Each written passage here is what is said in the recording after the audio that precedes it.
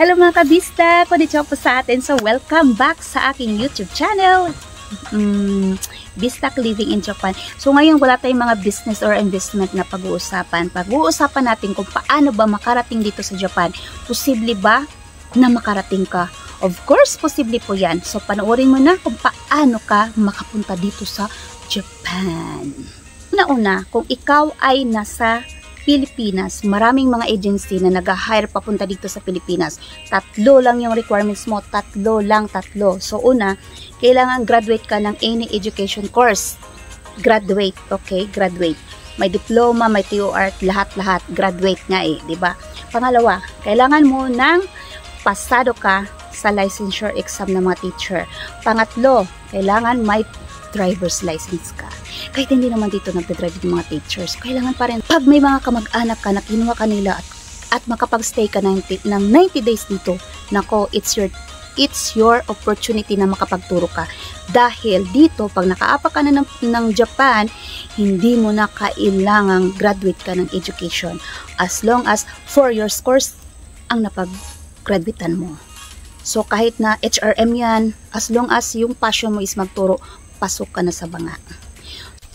At nakarating ka na nga ng Japan, so anong gagawin mo? O di syempre magtatrabaho, pero huwag mo i-expect na lahat dito ay maganda ha. Na lahat dito is convenient. So pag ikaw naging English teacher dito ng public school, alam mo ba ang mangyayari sa'yo? Magta-travel ka ng 2 or 1 oras at kalahati para makarating sa school mo. So please lang, pag may rayuma ka, maghanda ka ng mga salumpas. Sasakit ang inyong mga binte at kita. Oh, totoo po yan.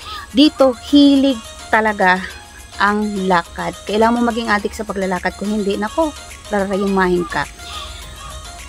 Bawal dito. Hindi naman sa bawal, pero it's a long process pag may sarili kang sasakyan at ayaw mo gumamit ng public transportation. Ina-advise ng company is mag-public transportation ka. Ibig sabihin, train or bus ang sasakyan mo papunta ng work. So, yun lang yun. Pero don't worry, lahat naman ng location papuntang school ay accessible. At of course, refundable. Maximum of 15,000 pesos yung i-refund ng company sa'yo. Dating mo mismo sa school, wala kang makakausap. Wala kang katsismisan. Ikaw lang na mag-isa na foreigner dito sa school na papasukan mo. Ang laway mo mapapanis. So, tayong mga English teacher ang nagpapatunay na yung communication is not only a form of speaking. So, pwede ka mag-gesture na. So, depende sa'yo kung paano may i-convey ang iyong message sa inyong Japanese teacher. Walang uniform dito ang English teacher. Rampa kung rampa. Basta dahil hindi naman kita yung cleavage. O, diba? Hindi naman kita yung kuyukot mo. Kasi paano ka? Akit baba sa school. Kung minsan, yung klase mo pa nasa 4th floor, o ikaw nga, mag-pencil cut ka ng palda. Ewan ko na lang, good luck sa yung mga varicose. Kaming mga English teacher, hindi kami nag-aalas talaga na pinupuno namin yung mga katawan namin na may bracelet kami, may bangles kami, may kwintas dito sa leeg, kasi para sa Japan, yung teacher is reflection ng modesty at simplicity. So, kailangan pag pumunta ka doon sa school, simple ka lang. Pero it doesn't necessary na kailangan mong